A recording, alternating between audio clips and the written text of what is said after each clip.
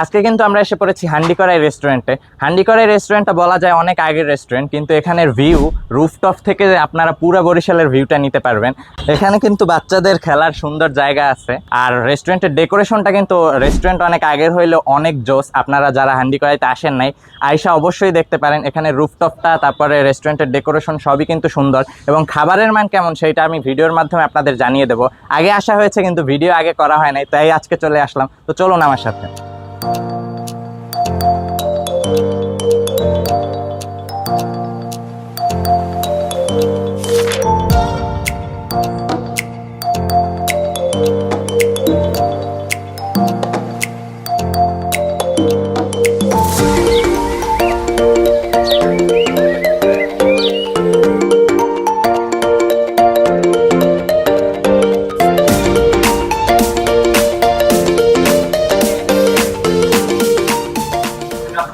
আচ্ছা ভিউয়ার্স, আমাদের হান্ডিকড়াইয়ের most popular item কিন্তু এসে পড়েছে, হায়দ্রাবাদি বিরিয়ানি। এটা কিন্তু অনেক বছর আগে, প্রায় 3-4 বছর আগে আমি খেয়েছিলাম 280 টাকা করে প্রাইস। এখন 300 টাকা আছে। আমি বুঝছিলাম যে আরও বেশি বেড়েছে, তো ওরকম কিছুই হয় নাই। তো ডেকোরেশনটা একটু দেখেন, অনেক সুন্দর করে তারা ডেকোরেটেড করে দেয়।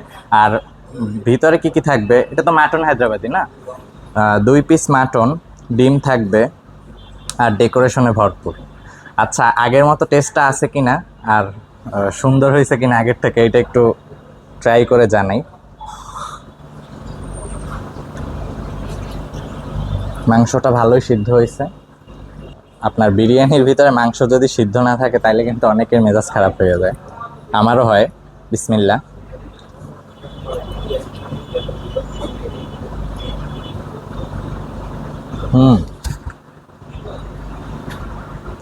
আগের মতো টেস্ট বলবো না, তার থেকে বেটার হয়েছে এটাই আমি বলবো। আশা করি সবাই এরকম পাবেন। আমার কাছে অনেক ভালো লাগতেছে।